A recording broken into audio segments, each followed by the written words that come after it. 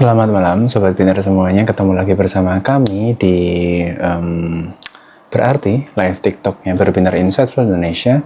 Berarti sendiri sebenarnya adalah singkatan dari Berbinar Heroes to You, dimana Berbinar di sini ngasih kesempatan buat kalian, dimana Berbinar akan dengerin semua yang kalian mau tanyain, semua yang kalian pingin tahu lebih lanjut tentang berbagai hal. Mungkin termasuk salah satunya adalah tentang bagaimana cara kalian mengatasi permasalahan-permasalahan psikologis yang kalian hadapin selama sehari-hari.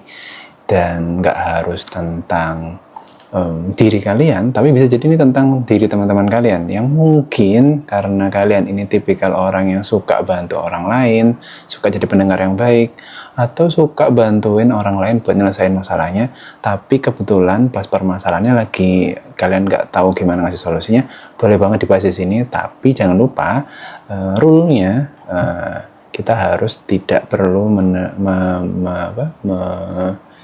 menyebutkan nama dari teman kalian gitu ya. Jadi cukup sampaikan identitas secara inisial, tapi atau bahkan tidak perlu menyebutkan namanya, sebut aja teman kalian atau siapa. Intinya di sini kita mau menginspirasi orang lain, ngasih tahu kira-kira solusinya seperti apa. Mungkin kebetulan ada yang permasalahannya serupa atau mungkin yang mirip-mirip, sehingga dengan kita ngasih informasi ini mereka jadi juga ikutan terinspirasi dengan masalah atau solusi yang saya bahas atau saya jawabkan gitu ya ketika kalian bertanya di sini. Caranya gimana buat bertanya? Langsung aja ketik aja di kolom chat live ini gitu kan, tulis aja di situ kalian menceritain semua permasalahan kalian, tanggapan kalian, atau kalian mungkin kurang sepemahaman sama yang saya sampaikan. Kita di sini ngobrol bebas buat bisa saling belajar satu sama lain, bisa menginspirasi orang lain supaya positivity itu spread out everywhere gitu ya. Jadi bisa bikin orang lain jadi lebih bermanfaat gitu ya, bisa dapat manfaatnya. Kenapa? Karena Berbinar selalu punya tagline buat Berbinar selalu ada buat kalian, Berbinar selalu ada buat kamu, termasuk produk-produk Berbinar yang berbagai macam, termasuk salah satunya adalah ini, di kelas Berbinar yang versi gratis ini, di mana kalian boleh ngobrol banyak di sini sama saya sebagai psikolog yang berbinar. Kenalin, nama saya adalah Dani Sanja Arvensia, SPSI MPSI Psikolog, di mana saya di sini adalah psikolognya Berbinar Insightful Indonesia, yang platformnya, brandnya kita sebut sebagai berbinar.in. Apa itu berbinar.in? Kalian bisa cek langsung di webnya berbinar.in, www.berbinar.in, karena kalian punya website dengan wajah baru yang harapannya bisa ngefasilitasin kalian biar bisa mengenal Berbinar lebih dekat. Dan tentunya kami juga punya TikTok. Live TikTok ini juga berasal dari sosial media TikTok yang Berbinar di berbinar.in, dan kami juga punya Instagram, kami punya LinkedIn, kami juga punya Telegram, punya YouTube, kami punya berbagai sosial media, termasuk kami juga punya X. Seperti apa X yang Berbinar? Karena Berbinar khusus di X kami pakai nama Psikologi Diri.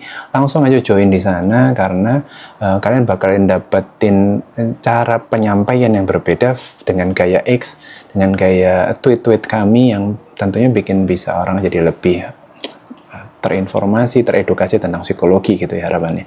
Dan kami juga bakalan punya produk terbaru dari X kami, yaitu adalah Space gitu kan. Seperti apa bentuknya dan kapan akan launchingnya, pantengin terus sosial media Berbinar, termasuk di X, di TikTok maupun di Instagram, karena kami akan segera umumkan kapan Space episode pertama kami. Nah, kami selain punya kelas-kelas gratis semacam ini, kami juga punya kelas berbayar yang kami namain dengan Berbinar Plus. Nah, di sana Berbinar Plus kalian bisa belajar dari berbagai pakarnya gitu kan. Kalian mau belajar untuk menjadi seorang product manager, mau menjadi orang human resource, atau mau jadi seorang digital marketer, atau bahkan mau jadi graphic designer. Dan tentunya kalau kalian juga penasaran untuk menjadi seorang social media spesialis, kami punya berbagai ahlinya di sana. Coba cek di sana, kalian pengen tahu kayak gimana cara daftarnya, langsung tanya admin TikTok yang Berbinar gitu ya, atau cek di website yang Berbinar, atau tanya admin Instagram yang Berbinar, karena kalian bisa dapetin informasi langsung dari para pakarnya gitu kan. Selain kalian punya kelas gratis semacam ini, kami punya Berbinar Plus, kami juga one-on-one class touring kami juga punya. Tungguin edisi berikutnya dari one-on-one class touring kami, karena kemarin kita lagi ngebahas tentang psikologi, tentang quarter life crisis. Dan tentunya selain kelas, kami juga, selain Berbinar Kelas, kami juga punya Berbinar Counseling. Tentu kalau kita ngomong tentang counseling, kalian pasti paham bahwa kita akan bertemu sama psikolog-psikolog yang berbinar yang nggak kalah kerennya, nggak kalah ahlinya gitu kan, dan kalian punya berbagai psikolog yang dia ahli di bidangnya masing-masing, mulai dari tentang karir, tentang studi kalian, atau bahkan tentang permasalahan-permasalahan sehari-hari yang mungkin tuh relate dengan kalian untuk segera kasih solusi gitu ya. Mulai dari depresi, permasalahan belajar, atau mungkin kalian penasaran kira-kira kalian ini tipikal orang yang dengan minat bakat apa gitu.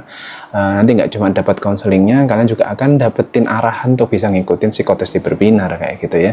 Karena di Berbinar pun kita juga punya produk psikotes yang beraneka ragam, mulai dari tes yang sekedar kayak pengen tahu tes kecocokan pasangan, atau mungkin kalian pengen tahu tes persiapan pernikahan, bahkan sampai ke tes bakat minat, tes yang untuk persiapan pekerjaan, tes kepribadian, tes intelijensi, berbagai macam, banyak banget gitu kan. Dan kami juga sudah bekerja sama dengan 2 perusahaan besar gitu, dan tentu itu akan bikin kalian semakin yakin bahwa Berbinar memberikan yang terbaik buat kalian. Dan tentunya selain tentang bersama psikolog, kami juga punya versi bersama teman sebaya atau konselor sebaya atau peer counselor, di mana kalian bisa ngobrol sama yang seusia sama kalian tanpa harus ngerasa dijudge, tapi tetap bisa nyambung dan bisa lebih relate gitu ya kalau kalian ngobrol sama yang seusia sama kalian. Selain itu semua, kita juga punya merchandise dari Berbinar Insightful Indonesia. Coba cek di yang sudah dipin di TikToknya kami. Ada yang namanya Mood Scanties, yaitu kayak kaos di mana kalian kalau kalian scan, kalian akan dapetin personalized motivation di sana. Jadi yang tentunya setiap QR code di dalam kaos yang kami kirim ke kalian itu akan punya motivasi buat kalian, atau motivation letter gitu, atau mungkin semacam quotes yang bikin kalian jadi lebih termotivasi, dan itu berbeda antar setiap kaosnya. Kami juga punya Emo Shuffle, di mana Emo Shuffle ini sebuah permainan kartu yang bikin kalian bisa jadi lebih dekat sama orang lain, sama teman kalian, dan bisa ceritain pengalaman kalian dengan lebih seru tanpa harus ngerasa terlalu formal, tapi lebih seru karena konsepnya lebih ke games gitu ya. Dan terakhir kami juga punya produk yang namanya Berbinar Consulting.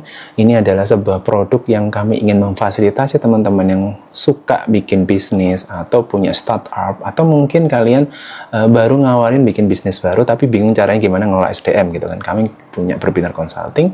Kami akan bantu kalian bikin peraturan perusahaan, rekrutmen, bikin SOP, payroll, dan segala macam itu. Seperti apa, lanjutnya seperti apa, kalian bisa langsung cek di website Berbinar, tanya admin TikToknya Berbinar, atau ke berbagai sosmed Berbinar yang lainnya. Dan acara hari ini nggak cuma hari ini aja, buat kalian yang barusan bergabung karena mungkin lewat FYP, atau mungkin kalian tahu dari teman kalian kan di reshare atau repost. Acara hari ini tidak hanya ada hari ini, karena episode ini akan ada setiap minggu, setiap jam 8 malam waktu Indonesia Barat, dan kalian akan dapetin banyak manfaat di sini gitu kan. Artinya acara hari ini kalau kalian nggak datang, it's okay, tapi kalian bisa nonton versi rekamannya juga di official YouTube-nya Berbinar, di Berbinar Insightful Indonesia. Itu sedikit tentang Berbinar dari saya. Berbinar Insightful Indonesia akan selalu ngasih yang baru dan menarik, serta bisa memfasilitasi kebutuhan kalian. Sebelum kita jauh lebih lanjut ngobrol, saya akan sapa gitu kan teman-teman yang sudah bergabung di sini gitu ya. Di sini kita ada Mas Core Washing Body as usual, ada Mbak Liza, ada Kak RIZZ, Kak Riz, Kak Milky Sunshine, juga ada Kak Yogi, ada Kak Bang Dip, Kak Golda Safira, Kak Tadika, Kak Mesra, ada Kak Tini Kartini 4782. Salam kenal buat kalian semua yang saya sebutkan tadi. Termasuk ada juga Kak Rara, double R, double A. Nah, kita coba sapa juga buat kalian yang sudah bergabung di live chatnya Berbinar, di live TikTok kali ini di Berbinar Insightful Indonesia. Dan ada Mas Marvel _ Valencia, selamat malam. Marvel _ Valenciano kayaknya ini. Kemudian terima kasih udah ngasih like-nya. Terus kemudian ada Kak Rara yang barusan bergabung, ada Kak Golda Safira, Kak Rara Nusa, Kak Golda Safira udah ngasih like, terima kasih banyak. Udah nge-repost bahkan, terima kasih banyak juga. Kak Yogi, salam kenal, sudah nge-like juga. Ada Kak Only.iyah, hanya 2 yang juga barusan bergabung. Ada Kak Alia, double A _ ya gitu ya. Makasih juga udah mau bergabung, udah dikasih like juga dari Kak Yogi. KRIZZ 15424, Kak Acip Febri 48, selamat malam juga. Selamat malam juga buat yang udah ngasih like, Kak Yogi dan Kak Karoshing Badi, Kak C Y Chow, how to spell it well, Ci Chow maybe. Selamat malam buat C Y C A O, Ci Chow. Selamat malam juga untuk Kak Yogi, ini suka banget ngasih like, terima kasih banyak sudah mensupport acara kami. Dan ada juga Kak Gevri Maiklin. Oke, salam kenal juga. Mungkin ini pertama kalinya. Kita langsung ke pertanyaan pertama dari Kak Karwashing Badi. Mas mau tanya, apakah pamali itu hanya sugesti? Karena kalau kita nggak yakin, hal itu nggak bakal terjadi. Sebenarnya juga ada orang yang yakin pun itu juga nggak terjadi, gitu. Jadi intinya adalah di sini tentang peluang terjadinya sesuatu. Maksudnya adalah kalau memang pamali itu kan bagian dari budaya ya. Kalau kita ngomong tentang budaya, ada hal-hal yang di dalam budaya kita itu yang memang sudah turun-temurun terjadi. Jadi diceritakan, dituturkan dari generasi ke generasi, dan itu nggak cuma tentang pamalinya itu sendiri, tentang berbagai aturan berperilaku, tentang bagaimana cara kita berkomunikasi, etika, dan segala macam, yang setiap budaya di setiap daerah juga punya gayanya masing-masing, punya kontennya masing-masing, punya etika dan hal-hal yang mungkin itu berbeda antara satu budaya dengan budaya yang lain gitu kan. Jadi kalau ngomong tentang apakah pamali itu hanya sugesti, ya belum tentu juga. Karena ada beberapa situasi di mana kalau pamali itu memang benar gitu. Maksudnya benar itu kayak misalkan contohnya kita nggak boleh berdiri di depan pintu gitu kan. Ya, karena apa? Karena kan itu mengganggu orang masuk gitu ya. Maksudnya artinya bahwa secara harfiah memang ada sesuatu yang mengikuti dari kata-kata pamali itu. Misalkan nanti sulit ini, sulit macam-macam gitu kalau kita menutup pintu gitu kan.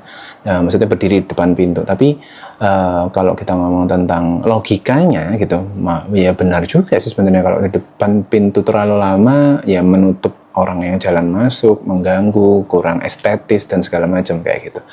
Ya sebenarnya tergantung bagaimana kita sebagai manusia modern mempersepsi tentang pamali itu seperti apa gitu kan. Kalau kita mau meyakini itu sebenarnya pilihan dari setiap orang masing-masing gitu kan. Karena kalau ngomong tentang keyakinan itu nggak bisa tentang bagaimana orang itu meyakini apa yang mau dia yakini, tapi bisa jadi ada aspek-aspek faktor eksternal di sekitar dia gitu kan, entah itu keluarganya, temannya, atau lingkungan sekitarnya, di tetangganya gitu, yang itu punya peran untuk membuat dia semakin yakin akan sugesti tersebut gitu kan. Jadi kalau dia mau nggak percaya, nanti takutnya dimarahin sama orang tuanya, atau kalau dia nggak percaya nanti didoain yang negatif kayak gitu. Jadi somehow keyakinan, kalau kita ngomong tentang apakah harus diyakini atau tidak gitu kan, kembali kepada bagaimana cara kita mengelola antara kekuatan keyakinan kita secara pribadi dan juga dibandingkan dengan bagaimana cara kita menghadapi pembentukan keyakinan yang dilakukan oleh orang-orang di sekitar kita kayak gitu. Jadi pamali sugesti atau bukan, yaitu kembali kepada setiap orang masing-masing. Jika benar-benar terjadi dengan apa yang sudah dibentukkan pamali atau hal-hal yang sudah dibahas itu dari turun-temurun ternyata terjadi gitu kan, apakah itu peluangnya 1:100 atau mungkin justru 1:1 gitu kan. Artinya bahwa ya kebetulan di orang ini terjadi, di orang lain belum tentu terjadi. Bahkan buat orang yang meyakini pun belum tentu juga terjadi. Jadi ini masalah tentang peluang terjadinya sesuatu, dan ada hal-hal di luar pamali itu yang juga kebetulan mendukung situasi pamali itu terjadi gitu kan.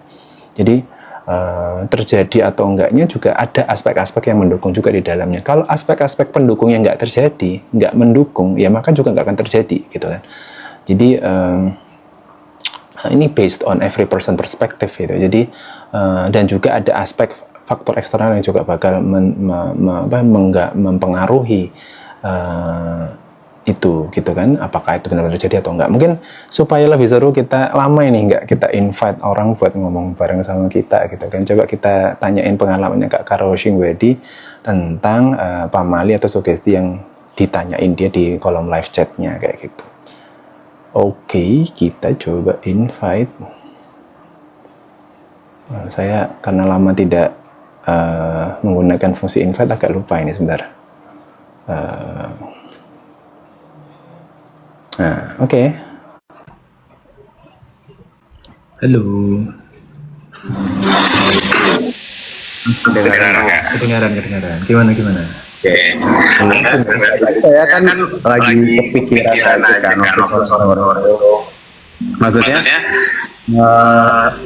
bener nggak sih kalau misalnya itu cuma sugesti kita aja gitu loh. Karena waktu jurusan budaya saya itu bilang kalau kalian tuh misalnya nabrak kucing atau misalnya nggak ada yang meninggal tuh sebenarnya nggak apa-apa, tapi kan orang-orang sekitar tuh bilang kalau misalnya nggak ketabrak apa ya makanya orang-orang tuh kalau kalian misalnya nggak percaya hal gitu di sosial karena kalian yakin itu bakal terjadi. Kalau kalian nggak yakin nggak bakal. Iya, itu kayak tadi share kayak gitu mas kan. Kalau kita misalnya nggak ngubur kan nggak salah satu kayak inilah kayak males misalnya kayak lebih ke kepercayaan aja gitu kan. Itu kan kayak gitu. Misalnya kayak orang apa yang di dalam kan nggak boleh kan. Kalau logikanya ya nggak bakal ada yang meninggal cuma kayak ganggu aja karena ini dalam rumah kayak gitu sih saya nanya kayak gitu karena kan biasa ada hal yang nggak bakal terjadi tapi karena asumsi kita sendiri jadi terjadi kayak gitu. Terima kasih mas. Terima kasih Kak Rosi. Udah. Menariknya adalah mungkin gitu kalau kita ngomong tadi saya di awal tentang budaya gitu ya, jangan-jangan ini juga mirip dengan yang di Surabaya atau mungkin di Pulau Jawa kan Kak Karo Singbadi kebetulan adalah orang Bali ya kalau nggak salah ya Kak Karo Singbadi ya. Jadi hal menariknya adalah ada kesamaan gitu kan dari budaya yang ada di Bali dengan yang ada di Pulau Jawa tentang bagaimana kita mempersepsi kalau kita nabrak kucing atau apa ya yang mungkin. Tapi secara logika sebenarnya kalau kita tahu gitu kan, kalau kita nabrak kucing meninggal atau tidak meninggal akan memperoleh sial gitu kan. Saya juga kurang tahu lengkapnya pamalinya seperti apa atau sugestinya seperti apa. Yang pasti kalau kita ngomong nabrak kucingnya di jam pagi hari saat kita buru-buru mau ke kantor atau saat kita mau buru-buru mau ke kampus, udah waktunya kurang 2 menit lagi masuk kampus, ternyata kita nabrak. Pasti kita akan di titik dimana ya kita harus turun buat setidaknya pinggirin mayat kucingnya gitu kan, untuk kita setidaknya kubur lah kayak gitu. Jadi saya juga nggak paham apakah ini sebuah kesialan apa enggak, tapi sebagian dari kita itu punya kepedulian terhadap makhluk hidup yang lain, bahwa kalau kita sudah mencabut atau tidak sengaja membuat meninggalnya seorang atau seekor makhluk hidup, maka kita harus setidaknya meletakkan dia dengan cara yang proper gitu kan. Jadi dan menjadi proper itu kan perlu waktu gitu kan. Jadi kalau beberapa orang menganggap itu sebuah kesialan juga, yaitu hak masing-masing orang. Setiap orang berpikir seperti itu gitu. Tapi kalau kita ngomong tentang apakah itu benar-benar sial, ya beda-beda tiap orangnya. Kalau saya sendiri dihadapkan pada situasi seperti itu gitu, kebetulan karena memang juga pecinta kucing gitu ya, dan ya pasti akan saya pinggirkan, saya akan bantu kuburkan dan segala macam, karena memang setiap makhluk hidup berhak untuk meninggal dengan cara yang sebaik-baiknya gitu kan. Jadi ya meskipun itu akhirnya memangkas waktu saya untuk aktivitas selanjutnya gitu kan. Nah, buat kalian yang punya pengalaman serupa boleh ikutan ngeramein komen di bawahnya. Pamali di daerah kalian seperti apa, dan apakah punya pengalaman yang sama seperti Kak Karo Singbadi, silahkan diramaikan di bawah, nanti kita akan bahas lebih lanjut gitu ya. Tak pikir saya mau diajak ngobrol lagi. Kita masuk ke pertanyaan berikutnya gitu kan. Ini ada Kak Marvel Valenciano sudah ngasih like, terima kasih banyak.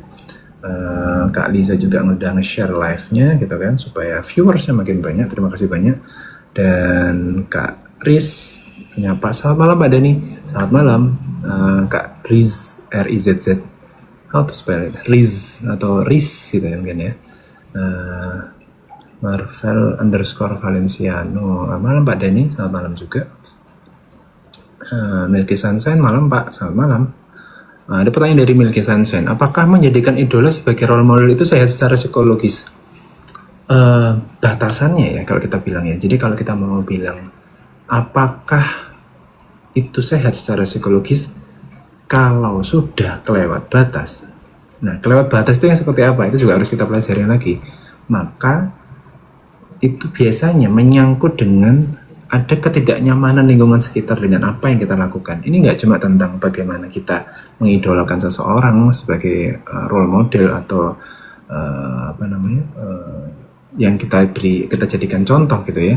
Tapi banyak hal di luar sana, perilaku-perilaku yang mungkin kita harus perhatikan level sehat atau tidak sehatnya gitu kan.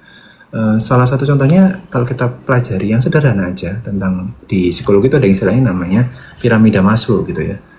Di piramida tersebut gitu kan, makin ke atas itu merupakan kebutuhan yang paling terakhir diprioritaskan gitu kan.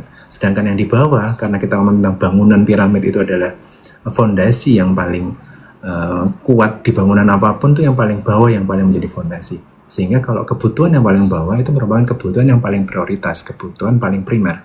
Nah, yang paling bawah di dalam piramida Maslow adalah physiological need, atau mungkin kebutuhan, salah satunya kebutuhan makan. Nah, kita mungkin sependapat bahwa makan itu adalah hal yang paling utama sebagai seorang manusia. Kalau ngomong tentang ilmu ekonomi, ini adalah kebutuhan pokok, kebutuhan primer gitu kan. Dan tapi di satu sisi gitu, kalau misalkan kita ngomong tentang makan, karena makan adalah kebutuhan yang primer, ketika kita makan dan itu berlebihan, maka akan muncul sebuah penyakit secara fisiologis. Nah, kurang lebih perbandingannya seperti itu gitu ya. Jadi kalau kita mau mengistilahkan, kita mengidolakan sesuatu, mengidolakan seseorang menjadi role model kita, itu sangat boleh, kan itu bagian dari kebutuhan kita. Tapi jika sampai berlebihan, sampai pada titik tertentu membuat kita kehilangan prioritas, membuat kita kehilangan waktu yang penting buat diri kita, membuat kita bahkan kehilangan teman kita, membuat kita bahkan lupa akan apa yang menjadi kewajiban kita, misalkan gitu ya, karena kita saking mengidolakan seseorang menjadi role model kita. Idola kita itu ada beberapa idola gitu ya, yang dulunya merupakan idola, sekarang masih idola tapi pernah melakukan tindakan-tindakan kriminal. Idola kita melakukan tindakan kriminal, kita ikutan melakukan tindakan kriminal. Nah, ini kan juga menjadi perbandingan yang harus dipikirkan bersama ya, Kak Milky Sunshine, bahwa semuanya itu ada batasannya gitu kan, ada boundariesnya. Ketika kita melakukannya sesuai batas, sesuai standar, maka akan tetap pada jalur yang sehat gitu kan. Ketika kita ngomong tentang ini sesuatu yang berlebihan, maka akan jatuhnya jadi kurang sehat. Kalau lebih lagi, maka menjadi tidak sehat. Jadi sehat, kurang sehat, sampai tidak sehat gitu kan. Artinya kita perlu tahu terus standarnya seperti apa Pak gitu kan. Kadang kita itu harus belajar tentang mindfulness gitu kan. Nah, kita coba pelajari kira-kira kalau kita makan, misalnya contoh makan gitu ya, kalau kita makan, kita pasti akan ada belajar di mana ada titik di mana kita akan merasa kenyang gitu kan. Di beberapa ilmu agama gitu kan, ada yang bahkan bilang kalau makanlah sebelum terasa kenyang gitu kan. Karena ada dalam situasi tertentu kalau kita kenyang sampai terlalu kenyang, itu ada hal yang membuat kita dirugikan. Contohnya adalah kita menjadi kurang semangat karena badan terasa kurang fleksibel, karena terlalu kaku, karena terlalu kenyang, kita sulit untuk bernafas gitu kan. Nah, itu kan menjadi sesuatu yang kurang sehat gitu kan. Meskipun nantinya itu akan setelah berangsur-angsur, makanan itu akan mulai tertone down, akan terproses secara pencernaan kita gitu kan. Nah, seperti itu kurang lebih. Kalau kita balik lagi ke pertanyaan Kak Milky Sunshine, bahwa kalau kita ngomong tentang idola, nggak ada yang salah dengan idola gitu kan, karena kita menjadi punya motivasi untuk kita melakukan sesuatu gitu kan. Karena kadang kita perlu faktor eksternal untuk membuat kita lebih termotivasi. Ada situasi tertentu bahwa kita nggak bisa nyemangatin diri kita sendiri, tapi kita perlu melihat orang lain untuk bisa bikin kita jadi lebih semangat. Nggak ada yang salah dengan proses itu, karena role model itu ya memang membuat kita jadi termotivasi. Tapi ada situasi tertentu yang mungkin kita harus menggunakan akal sehat kita, atau bahkan kita membandingkan, mengkalibrasi dengan hal-hal yang lain. Apakah masih masuk akal kita melakukan apa yang dilakukan oleh idola kita dengan budaya yang ada di negara kita, misalkan kayak gitu. Nah, itu perlu ada perbandingan-perbandingan yang membuat kita jadi lebih wise ya, untuk menentukan mana perilaku yang perlu ditiru dari idola kita dan mana perilaku yang mungkin kita harus kesampingkan gitu kan. Tidak semua hal yang dilakukan oleh idola kita perlu kita lakukan atau wajib kita lakukan. Nah, seperti itu. Mudah-mudahan bisa menjawab gitu ya, karena ada situasi tertentu di mana kalau kita mengidolakan sesuatu, itu kadang kita menjadi too much gitu ya. Dan buat sebagian orang di sekitar kita, apa yang kita lakukan menjadi kurang menyenangkan gitu kan. Nah, salah satu tolak ukur tidak sehat secara psikologis adalah ketika apa yang kita sukai itu membuat orang lain tidak nyaman. Nah, buat kalian yang berada pada situasi tersebut ya, coba belajarlah untuk bertanya kepada orang-orang sekitar kalian yang kok kayaknya kurang nyaman ya kalau saya mengidolakan atau melakukan sesuatu sesuai perilaku idola saya kayak gitu ya. Tanya kepada mereka gitu kan. Komunikasi, apa yang salah gitu kan. Mungkin saya kurang paham atau kalian lebih paham gitu kan. Nah, itu kita jadi dapat diskusi di sana. Karena bisa jadi bagaimana kita memotret sesuatu itu tidak sebagus kalau kita motret dengan banyak kamera di sekitar kita. Nah, kameranya kan kamera yang kita punya. Tapi kalau ada orang lain, mereka punya kameranya masing-masing, sehingga potretnya lebih 360, lebih optimal, lebih objektif gitu kan. Salah satunya seperti itu Kak Milky Sensen. Mudah-mudahan bisa menjawab. Ternyata Kak Karbashing Badi sepertinya mengefan Jaehyun gitu ya. Semoga memperoleh manfaat ya dari mengidolakan siapapun gitu ya, termasuk Jaehyun. Kita ke pertanyaan terakhir ya, karena kita kurang 3 menit, karena kita punya waktu cuma 30 menit untuk berarti. Jadi kalau kalian punya pertanyaan lebih dari ini atau di bawahnya Kak Bojel _ganggu, bisa disimpan dulu pertanyaannya, bisa ditanyakan di episode selanjutnya. Karena kita akan selalu ada setiap hari Minggu jam 8 malam waktu Indonesia Barat. Salam kenal buat Kak Bojel _ganggu ya. Sejujurnya saya ngefans sama profile picture-nya karena imut banget adiknya gitu ya. Selamat malam. Kita bacain pertanyaannya. Apakah manusia akan kembali ke sifat primitif? Nah, ini tuh primitif yang seperti apa nih gitu kan. Primitif menurut Anda dan primitif menurut saya dan primitif menurut orang-orang di sini mungkin beda-beda. Mungkin saya coba undang gitu ya. Kak, ada nggak ya Kak? Kok kayaknya tidak ada ya. Boleh mungkin kalau masih ada orangnya Kak Bojel _ganggu ikutan nimbrung di sini. Kok nggak ada ya? Mungkin aku jawab aja coba ya. Jadi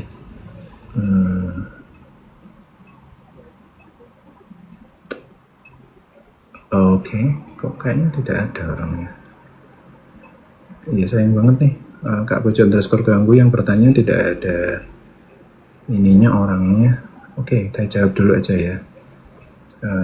Bentar, kok jauh banget. Oke, nah apakah manusia akan kembali ke sifat primitif? Coba kita bahas dulu ya. Primitif di sini mungkin kalau dari sudut pandang saya, tolong koreksi saya jika saya salah gitu ya. Nah, primitif yang mungkin dimaksud di sini adalah ke situasi di mana kita itu tidak menggunakan hal-hal yang harusnya kita gunakan akal sehat kita gitu mungkin ya, atau mungkin sesuatu yang terkait sama etika lingkungan sekitar, norma sosial gitu kan, sehingga buat beberapa orang terkesan tidak seharusnya diletakkan di dalam situasi-situasi tertentu. Misalkan gini, kalau primitif yang dimaksud benar seperti itu gitu ya, misalkan kita kebiasaan guyonan gitu ya dengan teman-teman yang sefrekuensi sama kita. Terus dalam situasi tertentu ada semacam kumpul satu angkatan atau reuni atau mungkin acara yang menghadirkan banyak orang. Ternyata kita mencoba meletakkan guyonan kita yang kita pakai di teman satu frekuensi sama kita, teman yang satu ngopi bareng sama kita, itu di tempat orang yang berbeda-beda itu tadi gitu. Nah kok ternyata gitu kan banyak orang-orang yang tidak sesuai atau tidak cocok sama guyonan tersebut. Nah buat orang lain yang nggak cocok sama guyonan tersebut, akhirnya merasa kok nggak masuk ya guyonannya, kok nggak cocok ya. Mungkin bahkan di titik primitif, kan menurut saya kok sampai ke level primitif itu kok sangat parah banget gitu ya. Karena primitif itu levelnya adalah sesuatu yang mungkin sudah tidak bisa dinalar, tidak sopan, atau bahkan yang mungkin ya dalam tanda kutip ya kita melibatkan dunia-dunia hewan gitu mungkin ya, yang mungkin hanya hewan yang bisa melakukan itu daripada manusia gitu kan. Nah, apakah manusia akan memiliki sifat ke arah sana? Dalam kondisi tertentu bisa jadi iya, tapi bukan semua manusia gitu kan. Kenapa? Karena manusia yang bahkan lanjut usia itu masih bisa kita ketemukan gitu kan. Banyak yang masih di antara mereka bahkan meskipun sudah demensia gitu kan, mereka masih menjunjung tinggi tentang etika, menjunjung tinggi tentang menghormati sesama, menjunjung tinggi tentang bagaimana mereka tetap harus mendoakan anak-anaknya kayak gitu. Nah, kalau kita ngomong tentang teman-teman atau bapak-bapak, ibu-ibu yang ada yang kurang beruntung yang harus ada di panti jompo gitu ya, mereka sangat luar biasa gitu kan. Apakah ketika kita tahu mereka di titik mereka sudah lansia dan beberapa tahun ke depan mungkin usia mereka sudah tidak lama gitu mungkin ya, apakah mereka primitif? Enggak gitu ya. Banyak dari mereka bahkan tetap berkarya, mereka bisa menyanyi sebaik mereka di usia muda, mereka bisa tertawa, terbahagia, dan bisa menyenangkan lingkungan sekitarnya. Mereka bahkan bisa menghasilkan karya-karya UMKM yang luar biasa. Mereka bahkan bisa ngobrol dan bahkan memberikan speech, pidato gitu ya, yang itu menurut saya juga cukup luar biasa. Makanya coba kalau kita mau belajar gitu ya, belajar tidak harus selalu dengan yang seusia, tidak harus selalu dengan yang mungkin lebih tua dikit, bahkan kita harus loncat ke fase generasi yang jauh dari kita, orang-orang yang ada di panti jompo. Mereka memberikan pelajaran yang berharga buat kita tentang makna hidup gitu ya, bahwa ada satu titik tertentu di mana kalau kita ngomong tentang bapak-bapak, ibu-ibu yang sudah lansia, yang mereka ditelantarkan keluarganya atau mungkin diletakkan di panti jompo oleh keluarganya, itu mereka tidak mau seperti itu. Siapa yang mau menjadi tua? Siapa yang mau menjadi lansia? Tidak ada yang mau. Apakah fair buat mereka diperlakukan seperti itu? Lalu apakah kita bertanya kepada diri kita sendiri, apakah kita akan diperlakukan seperti itu juga suatu saat nanti? Nah, itu yang kadang kita nggak cuma berpikir tentang apakah kita akan menjadi primitif, nggak cuma seperti itu, tapi apakah kita layak mengatakan orang lain primitif? Apakah kita layak menjudge orang lain? Apakah kita layak kita merasa benar? Jangan-jangan selama ini yang kita merasa benar itu sebenarnya adalah kebenaran menurut kita saja, tapi bukan kebenaran secara objektif. Nah, mudah-mudahan ini bisa menjawab ya buat Mas Bocil _ ganggu ya, karena saya tidak bisa memverifikasi makna primitifnya, karena kita harus di sini bisa bermanfaat buat semua orang. Mudah-mudahan juga bisa bermanfaat buat Mas Bocil _ ganggu. Kita masuk ke sapa-sapa yang lain dulu ya sebelum kita akhiri. Mas, selamat malam. Mbak Lisa udah ngasih kopi biar saya nggak ngantuk gitu kan. Ada Mas Marvel Valenciano yang ngasih testimoni tentang acara tadi pagi gitu kan, dan seru banget, betul banget, karena acara training peer counselor ini salah satu produk dari Berbinar Insight Indonesia, dari produk Berbinar Counseling, dan itu harapannya bisa ngasih inspirasi buat teman-teman semuanya tentang bagaimana menjadi teman curhat yang baik buat teman-teman kalian. Karena kalau ngomong tentang menjadi seorang teman curhat, itu sebenarnya punya fungsi yang kurang lebih sama menjadi seorang konselor. Tujuannya apa? Membantu orang lain untuk jadi lebih adaptif dengan permasalahannya. Meskipun solusi yang kita berikan tidak begitu dipakai, nggak ada masalah dengan itu. Tapi yang penting kita memberikan wide perspektif dengan pemahaman yang lebih baik kepada orang-orang yang curhat sama kita tentang bagaimana menghadapi sesuatu. Dan betul kata Mas Marvel Valenciano, banyak banget yang hadir tadi pagi.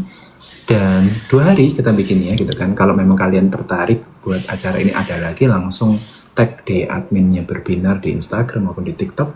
buat bikin acara ini lagi dan ajak teman kalian yang lebih banyak buat acara ini bisa terjadi lagi di batch-batch berikutnya. Itu. Terima kasih Mas Marvel. Maskar Washing Body udah repost dan share, bahkan aku dikasih mawar oleh Maskar Washing Body. Terima kasih banyak. Dan aku dikasih apa lagi sama Kak Liza ini ya? Kalau saya tidak bisa melihatnya, ini kayaknya semacam buah-buahan gitu ya, tapi kayak gorengan gitu mungkin ya, fried gitu ya. Kayak gambarnya kayak ada pisang goreng gitu. Car Washing Body, Kak Milkin Sunshine, beneran Kak ada temennya berarti. Maksudnya gimana ini?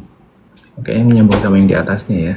Kak Riz, kemarin saya tanya terkait short temper, diberasakan untuk ambil jeda sejenak, nggak usah buru-buru. Ya, kemudian Kak Riz, semakin dipraktekkan, alhamdulillah short temper saya sangat membaik, alhamdulillah, gitu kan. Terus kemudian mungkin saya mau tanya bagaimana ngerasa nggak insecure tiap buka LinkedIn, wow. Ini kok mau kita perpanjang kan pertanyaannya? Kayaknya Kak Riz perlu dikasih masukan. Beneran Kak ada temannya berarti. Bentar, oke. Ini nggak jadi pertanyaan terakhir dari Kak Bocil Ganggu karena orangnya nggak ada. Mungkin ini karena Kak Riznya ada.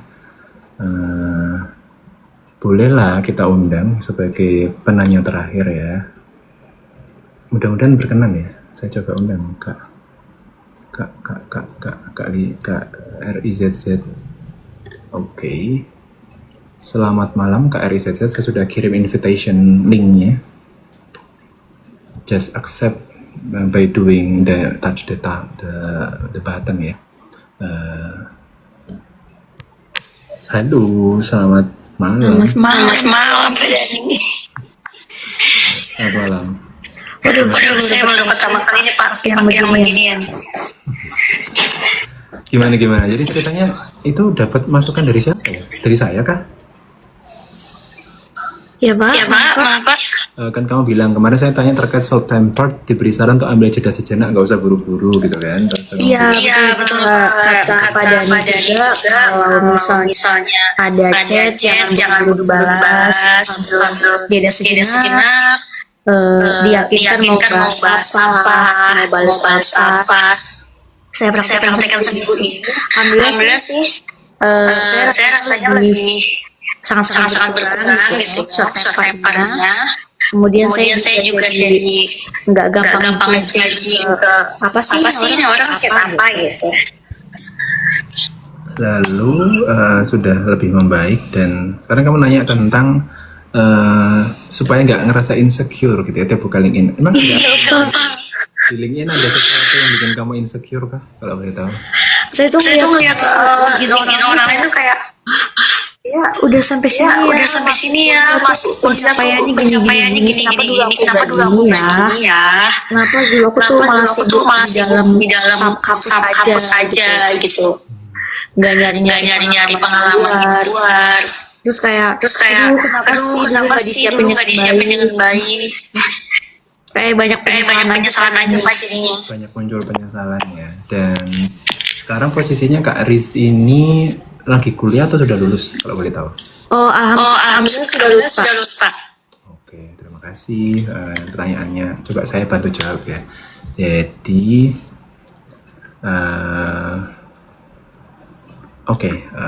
supaya nggak insecure tiap buka LinkedIn. Jadi sebenarnya yang kurang pas itu ya, kita ngomong kurang pas ya. Yang kurang pas adalah sebenarnya yang bikin kita insecure itu adalah diri kita sendiri itu sebenarnya gitu. Kadang kita mencoba menyalahkan orang lain tentang kenapa sih gitu diposting, kenapa sih kok ini gitu, kenapa sih kok ini gitu, kenapa kok ini seperti ini gitu ya. Jadi kayak kita punya ekspektasi tertentu tentang apa yang harusnya dilakukan oleh orang lain, tapi sebenarnya kalau kita belajar lebih lanjut sebenarnya kita nggak punya andil dengan hidup orang lain gitu kan. Sehingga kadang kita harus bertanya kepada diri kita sendiri, karena insecure itu bukan berasal dari orang lain, karena tadi kita punya kesepakatan bersama ya bahwa insecure itu adalah muncul dari diri kita sendiri gitu ya, karena orang lain punya haknya mereka sendiri untuk melakukan sesuatu. Artinya bahwa kalau ngomong tentang insecure, sebelum melakukan sesuatu, sebelum kita jauh melangkah ke hal yang berbeda aktivitasnya, maka perlu kita mantapkan dulu cara kita berpikir gitu ya. sebenarnya tanyalah ke diri kalian sendiri gitu kan, nggak cuma Kak Riz ya, ini buat semua yang nonton pada malam hari ini, bahwa sebenarnya ya nggak cuma teman-teman psikolog seperti saya pun kadang berada pada situasi insecure, tapi apa yang harus dilakukan untuk bisa kita bangkit dan merasa aman gitu kan, merasa lebih termotivasi. Yang pertama dilakukan adalah kita harus yakinkan kepada diri kita sendiri ya, kuatkan cara kita berpikir gitu ya. Saya itu juga manusia, saya juga pernah melakukan sesuatu, saya juga punya sesuatu yang bisa saya tampilkan gitu kan. Kenapa? Karena kalau kita selalu mengacu kepada orang lain, kita nggak akan pernah bisa bergerak. Kita selalu bandingin aja dan kita hanya berjalan di tempat gitu kan. Sedangkan kalau kita flashback ke diri kita sendiri, jangan-jangan sebenarnya kita yang kurang mengapresiasi apa yang sudah kita lakukan. Sebenarnya kita sudah berbagai macam hal yang kita lakukan. Salah satu contohnya, saya permisi ngambil mengquotes dari kalimatnya Mbak Riz tadi adalah, saya kok selama ini aktif di organisasi aja ya. Apa yang salah dengan itu? Tidak ada yang salah dengan itu. Tapi bagaimana cara kita mengemas apa yang sudah kita lakukan selama kita kuliah ke dalam CV yang baik. Jangan-jangan kita nggak tahu caranya untuk bikin CV yang baik berdasarkan pengalaman kita yang menurut kita mungkin biasa aja. Justru kalau kita bisa ngemasnya dengan baik, orang lain akan melihat itu sebagai sebuah advantage. Gitu kan? Nah, jangan-jangan kita sebenarnya belum tahu caranya, sehingga kita nggak bisa ngemas pengalaman-pengalaman yang kita miliki selama ini untuk jadi kemasan yang baik. Bayangkan kalau kemasannya baik, pasti aku yakin kalian akan percaya diri dengan itu. Nah, coba bertanya ke diri kalian sendiri, apakah memungkinkan kalau kalian belajar lebih lanjut tentang bagaimana membentuk branding, membentuk image kalian di depan orang lain.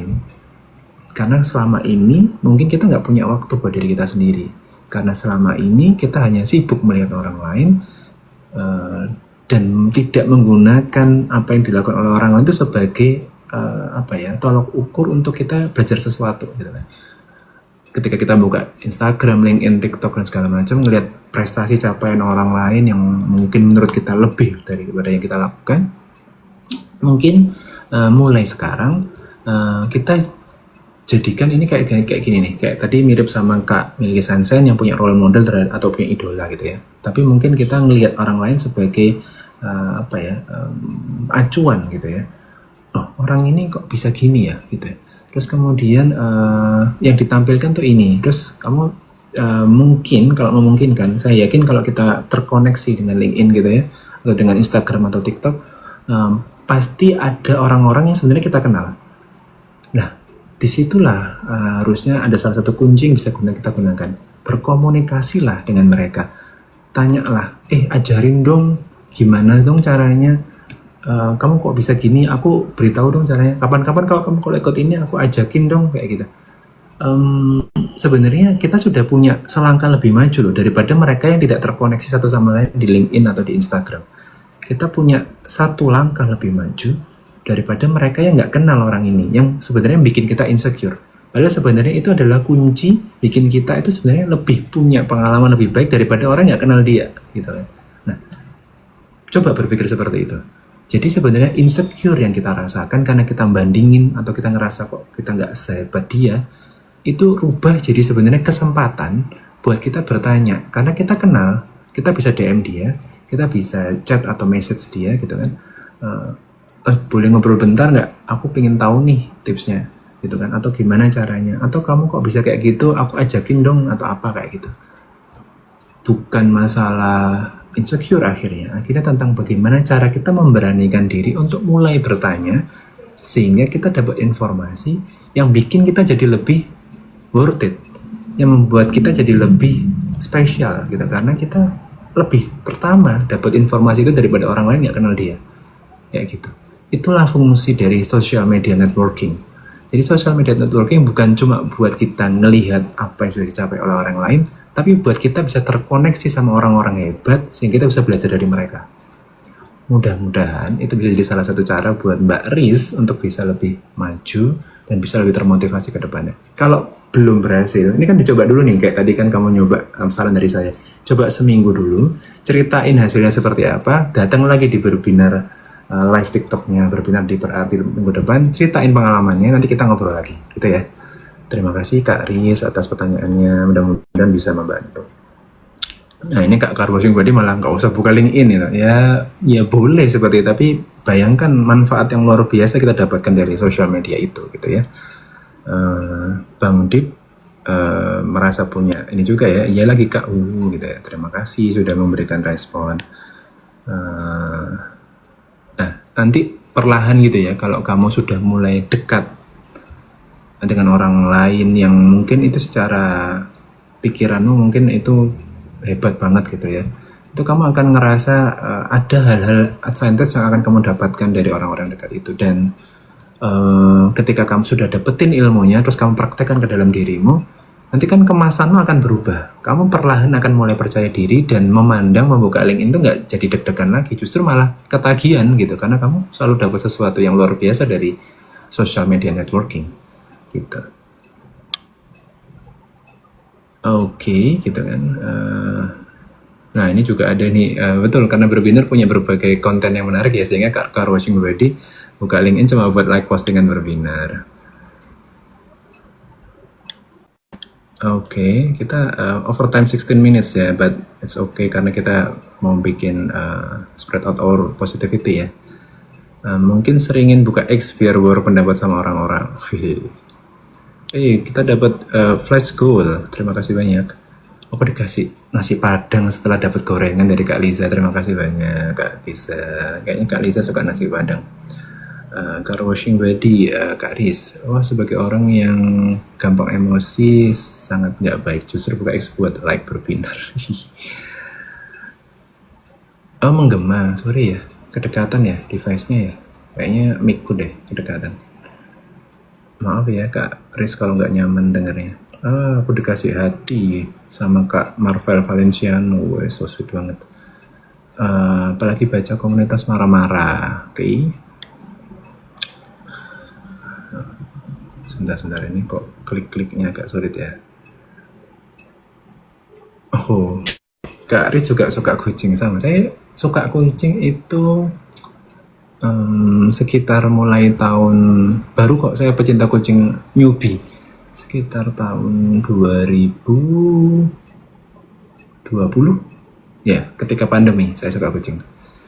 Mulai dari situ ternyata kucing itu sangat sangat hangat gitu ya, maksudnya ada sesuatu yang membuat kita ternyata ngerasa nyaman dekat kucing, dan itu yang membuat saya jadi semakin suka sama kucing. Kepencet, terima kasih mas. Oke. Riz bukan RIZZ. Oke. Oke, saya akan baca Riz buat next time. Misi Pak mau nanya, kalau temanku sibuk banget nugas dan bilang ke aku kalau dia capek gimana Pak? Ini bolehkah kita jawab di episode selanjutnya ya, biar gak terlalu lama. Kak Marvel boleh disimpan dulu pertanyaannya. Kalau temanku sibuk banget nugas dan bilang ke aku kalau dia capek gimana Pak? Kak Milky Sunshine, episode The Ghost udah nonton semua Kak. Asal jangan jadi fans yang fanatik ya Pak. Betul. Milky Sunshine terakhir itu sampai yang jadi Power Ranger kedua. Karena wasting time banget, mana gitu juga nggak bisa lupain Mingyu. Ya, aku juga stan SVT. Apa itu SVT?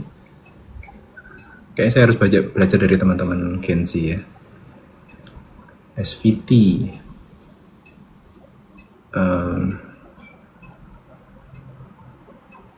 Mana ini ya? Maaf ya, banyak banget yang aku belum baca.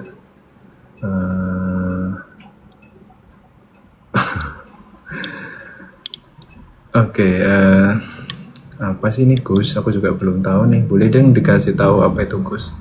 Yang sayang banget cuma 3 menit bisa nggak? 30 jam. Wow, 30 jam.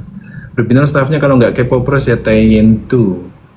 Coba nonton Kak, seru ada episode yang baru. Kadang kalau udah lewat FYP jadi nggak buka YouTube lagi. Oh YouTube? Aku baru tahu. Aku pernah gitu ngalamin guyonannya nggak cocok lah. Ya, kita pernah mengalami hal serupa ya Kak Golda Safira ya. Tapi Sekarang tinggal kitanya aja bagaimana menghadapi situasi itu. Kalau nggak suka hewan nggak usah sih, itu lebih ke cat lovers atau animal lovers saja ya. Sekarang udah jadi primitif, binatang aja nggak pernah buang anaknya, sekarang banyak, betul, semakin primitif gitu ya, bayi dibuang. Nggak usah sekarang, itu sudah terjadi sejak berbelas-belas tahun yang lalu Kak Washing Body. Kucing di area rumahku nggak mau urus anaknya karena udah pacaran lagi. Pak, panjangin durasinya, ini udah lumayan nambah 20 menit ini BTW. Lanjut part 2 Pak, siap. Mantap Pak. Mantap Bu. Nah, mana ya? Langsung menampar saya Pak. Nggak apa-apa. Kan ditampar oleh kenyataan oleh diri sendiri, bukan ditampar secara fisik oleh orang lain. Jadi memperoleh pelajaran berharga itu sesuatu yang luar biasa gitu kan. Kayak ini harus daftar tes kecemasan di berbinar saya. Dengerin gini aja nangis. Semangat Kak Riz.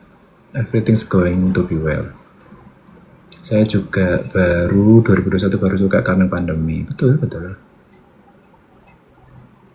Wah sama betul Pak, saya jadi adopsi kucing karena kesepian juga, saya suka ngobrol. Kalau saya di rumah kan tidak memelihara kucing, tapi saya memelihara ikan gitu ya. Nah kalau di jalan saya selalu punya makanan kucing yang bisa saya bagikan di jalan gitu.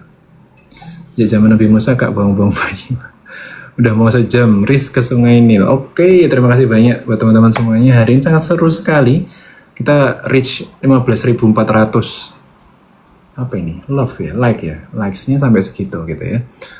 Terima kasih buat kalian semua. Bahkan tadi ada flash goal yang kita capai udah dalam live TikTok pada malam hari ini. Terima kasih buat kalian semua yang masih sudah bergabung. Siapapun itu yang sudah bergabung, termasuk tapi siapa tadi namanya, bocil_ganggu ya. Terima kasih udah bertanya juga. Nanti mungkin bisa ditonton ya jawabannya di YouTube officialnya Berbinar, di Berbinar 1 Indonesia gitu kan. Salam kenal buat kalian semua yang barusan bergabung. Jangan bosan-bosan nonton live TikToknya Berbinar, karena Berbinar selalu ada buat kamu. Selamat malam, selamat beraktivitas, lebih ke selamat istirahat ya. Selamat malam, assalamualaikum warahmatullahi wabarakatuh.